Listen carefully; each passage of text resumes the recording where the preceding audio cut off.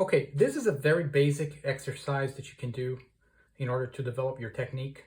I'm gonna play slowly, but for the basic explanation is this. This is for your development of stability for your fingers and also independence among different fingers. Check this out.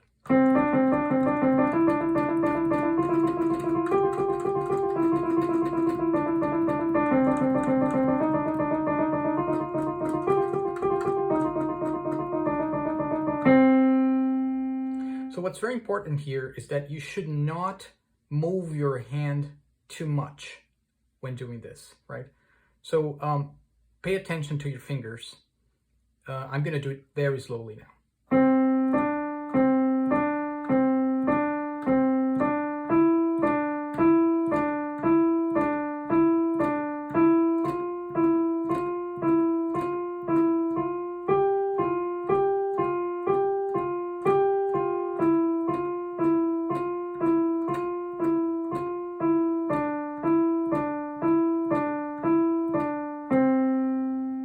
Fast.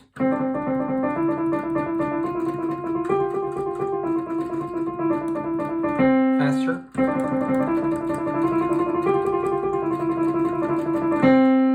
Note that I'm not moving my fingers. I mean, at least not the ones I'm not using when playing, right? So, for example, if I'm moving these two fingers, like these three fingers are still.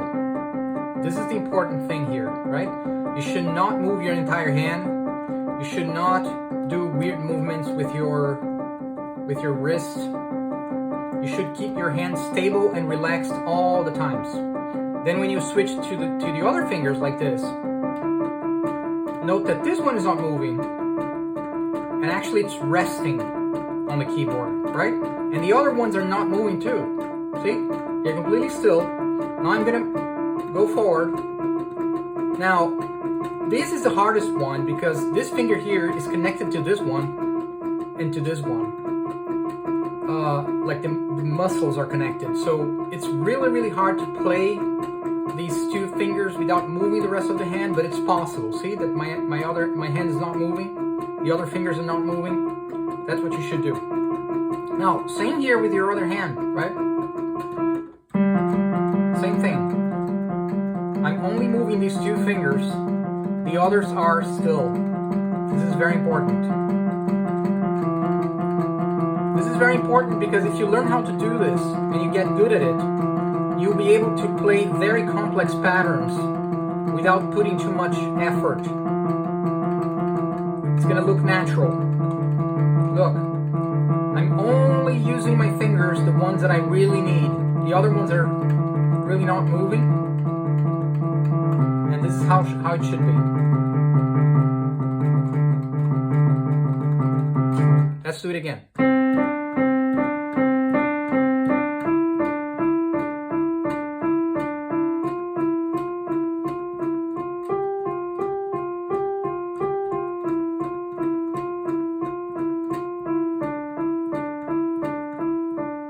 Now, this is a pattern, which means that you're supposed to repeat it all the way up and down the keyboard using a minor pattern like this, major pattern, minor, and then diminished. So as a pattern, it looks like this.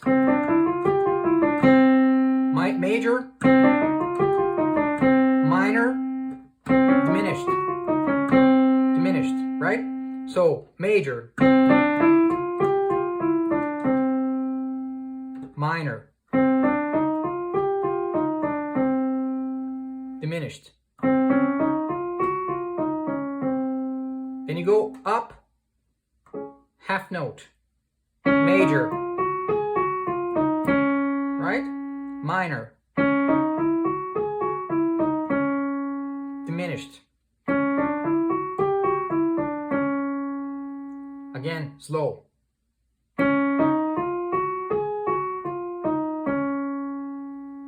This is major, now minor. Now diminished.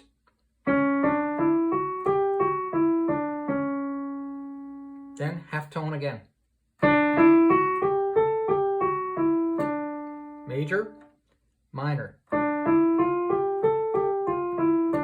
Now diminished.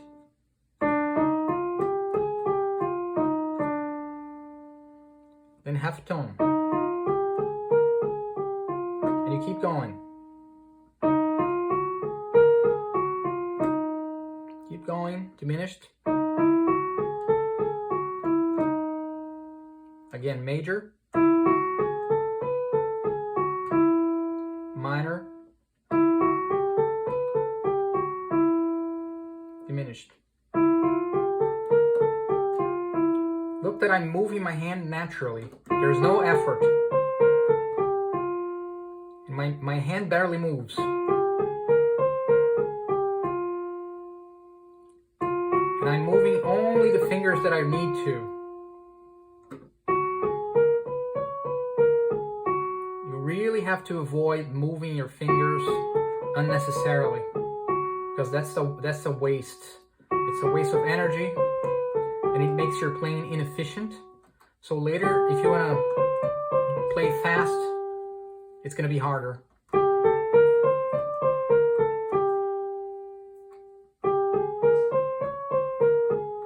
And you keep going until you complete one octave.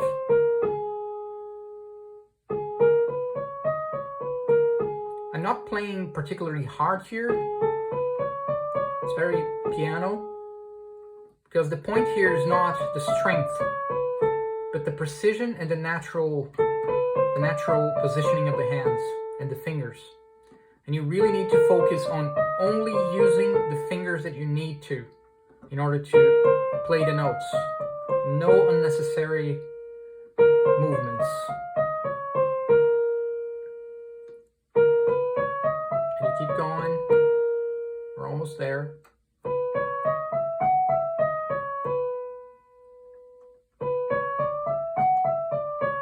Slow down the video if you need to, in order to pick up all the details that I'm doing here, right? Then we're done.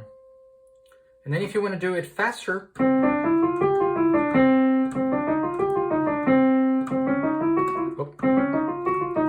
let's start again.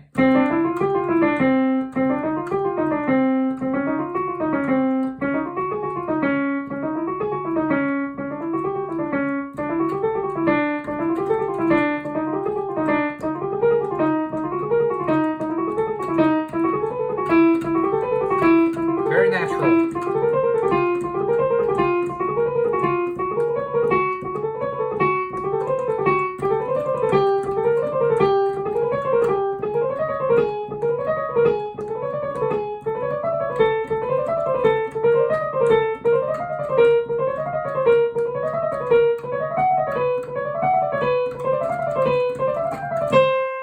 Okay, but this is very linear.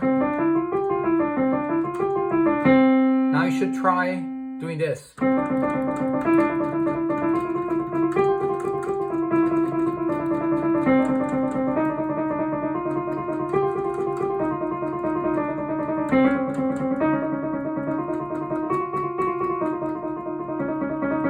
One important thing here that you may try to do is this. Try to put some let's say more strength to mark the rhythm, right?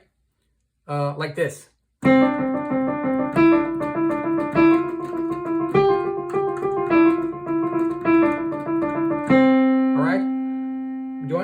slowly.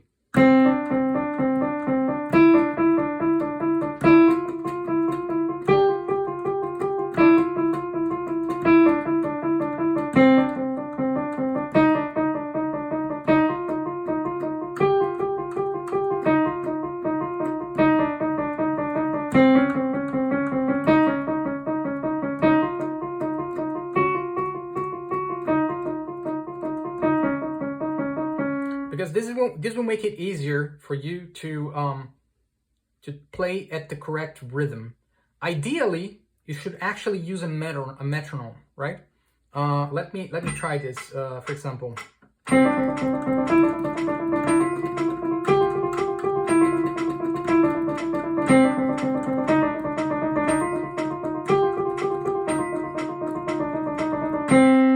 Let's try a little bit slower. 3, 4.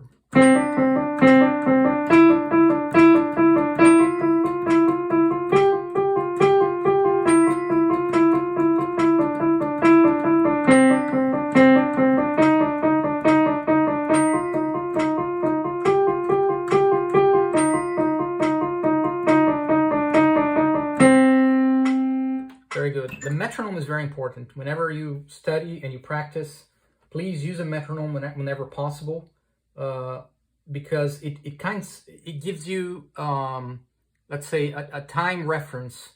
Otherwise, you start to fluctuate when you're studying, and that's not good for your technique, and it's not good for control, right? What else? When studying with both hands, right? One thing that you should not. Oh, sorry, I just knocked out the camera. One thing that you should not do, right?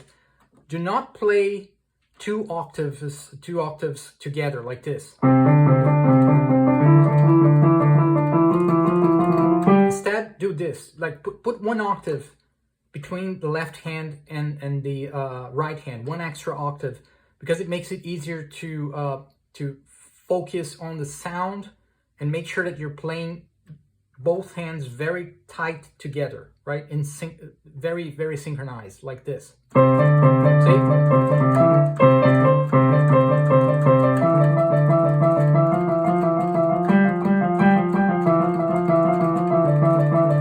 It's easier to...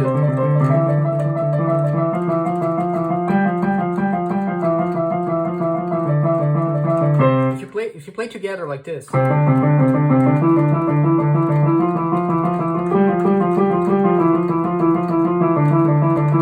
it's easier to play synchronized, but it's harder to spot the small details of synchronization, right?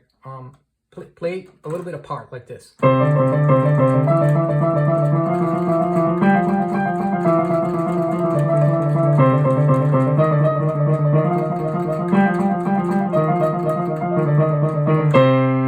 Right? And then you can play even more far apart, like...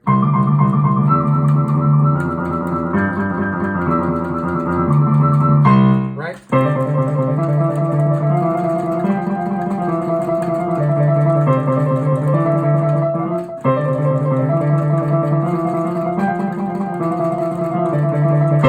So, as a direct consequence of this kind of practice, you'll make trills much easier and more fluid. You know, when you have to, like, it makes it much easier. And if you ever need to do a trill like this with another finger other than your index and your middle finger, this should be the easiest one, right? But sometimes we have to do with the thumb. Maybe this is what the easiest one actually. But you can actually use the fourth finger and the middle finger. Also works, right? The hand's gonna move a little bit more. That's natural, because as I said, these two fingers are very tightly connected in terms of your tendons and muscles. So it's normal to move your hand a little bit more when you're doing that kind of trill, but you can still do it, right? And sometimes you have to...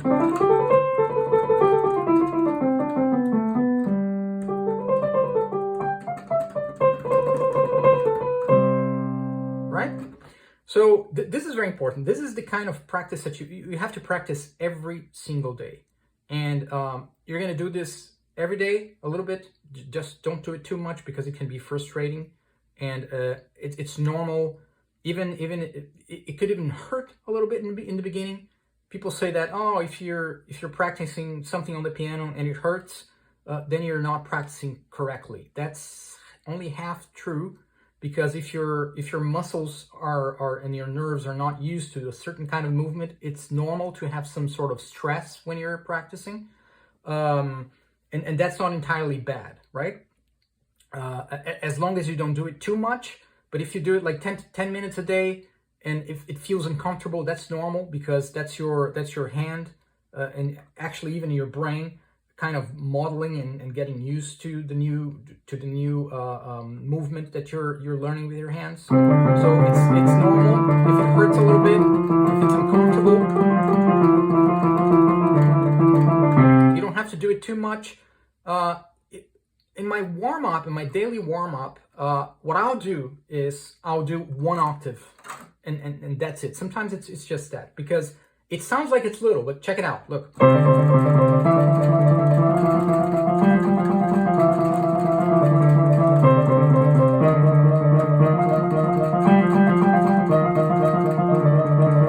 Another thing is, see how it's not entirely connected and together? So slow down. Make sure there is precision.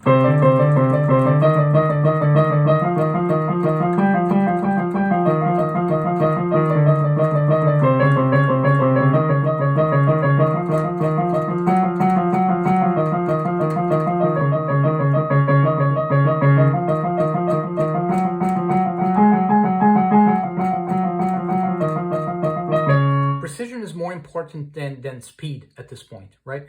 You're going to gain speed over time as you practice, but being precise and not wasting your energy, like doing unnecessary moves, like some people, they play like this and then the little finger starts to lift, right? Like I don't even know how they do it, but things like this, right? The fingers like lifting. Don't do this.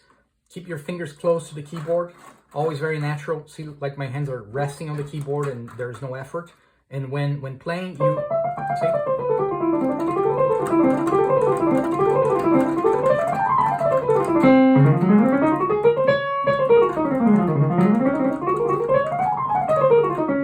Then it feels very natural.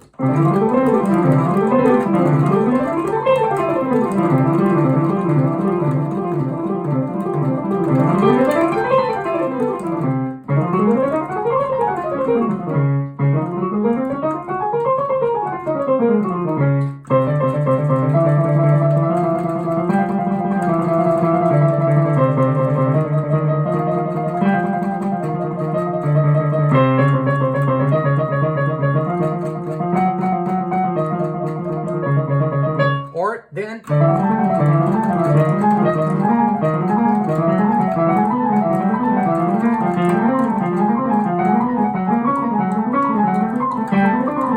right? Linear.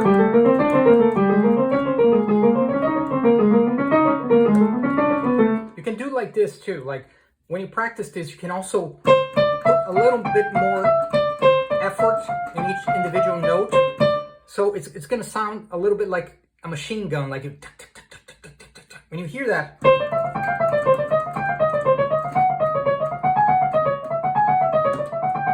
You see that? You can hear in the background like a. This is important. This is very important because this is precision, this is timing, and it helps you to get stability.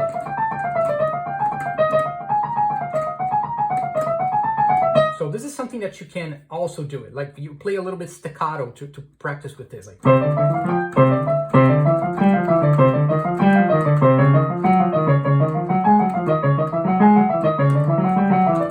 This actually feels very different.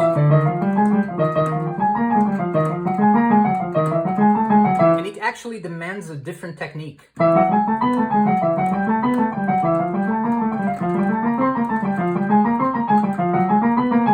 Slow.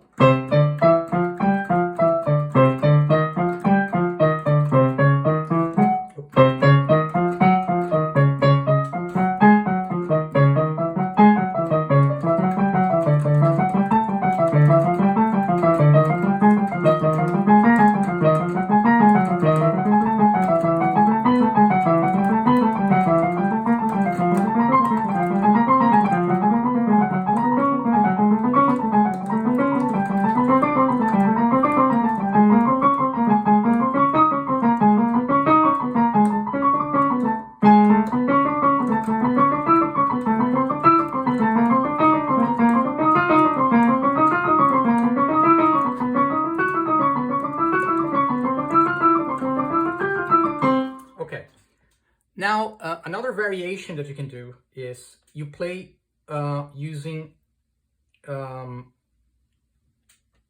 notes like this.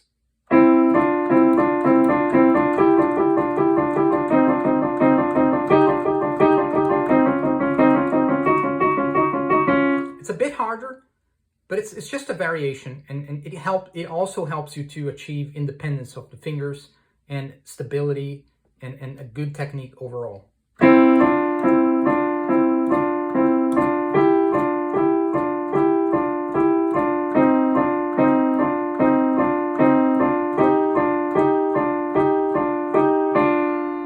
In your left hand, it would look like this.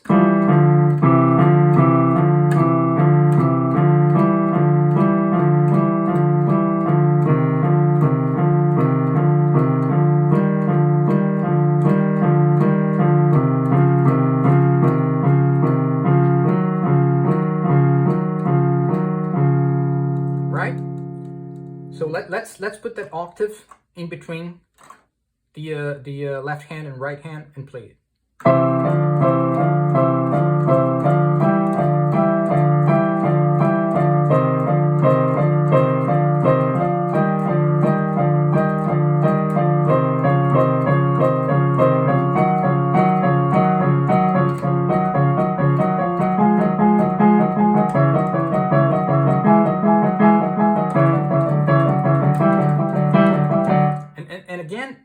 See that I'm actually putting some. I'm doing a very precise rhythm here, and putting a little bit of accent in the first note like this.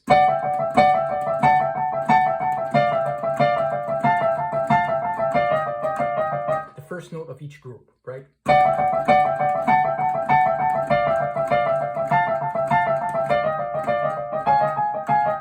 So you can actually exaggerate that a little bit in the beginning so that you can get used to the mechanics. So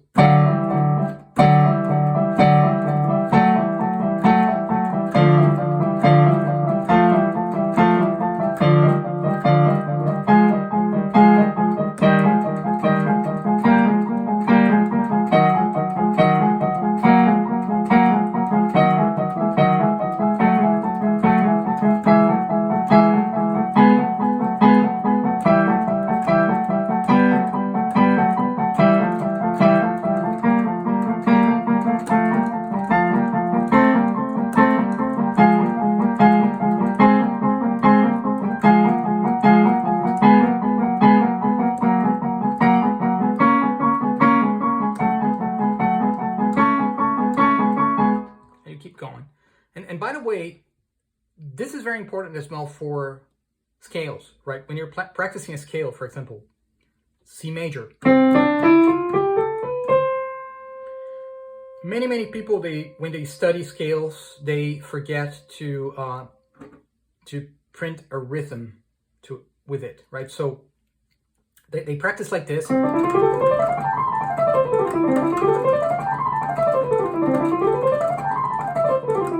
It sounds like almost like a single stream of notes, right? Which is okay. It sounds beautiful. Sometimes you have to play like this. But for studying, what you want to do is you wanna actually put some rhythm in it. So try to practice like this.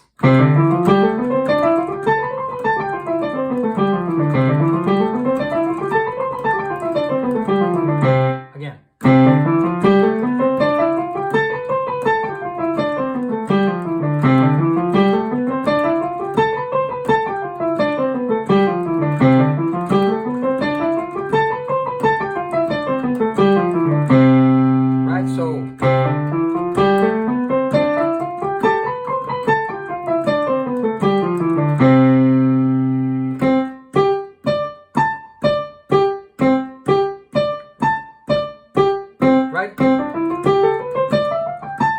Right?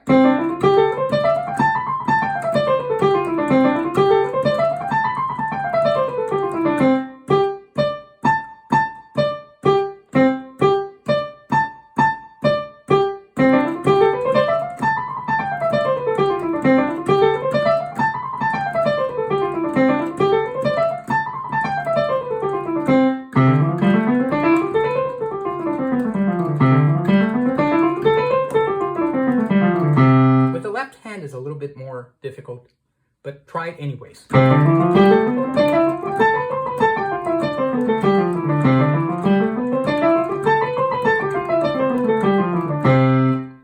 Okay, very good.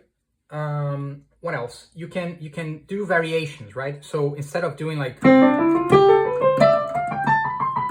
try this. Groups of 3, right? 1, 2, 3, 1, 2, 3, 1, 2, 3, 1, 2, 3, right?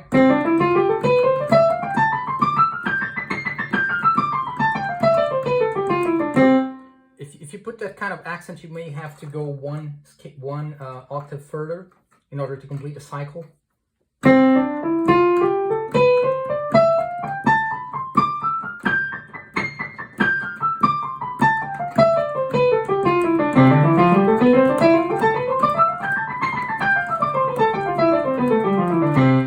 And look that I'm applying the same principle to the scale that I apply when practicing this. Right? Your hand doesn't move too much. Especially your thumb, right? It's kind of positioned right here, right above the key. And I'm using the key as a support to my finger when I'm not using it, right?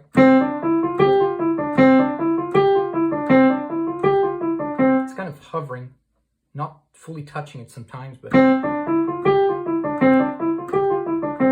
And the same for all the other fingers. So I'm not moving it too much, right? I'm not doing like things like this, but just...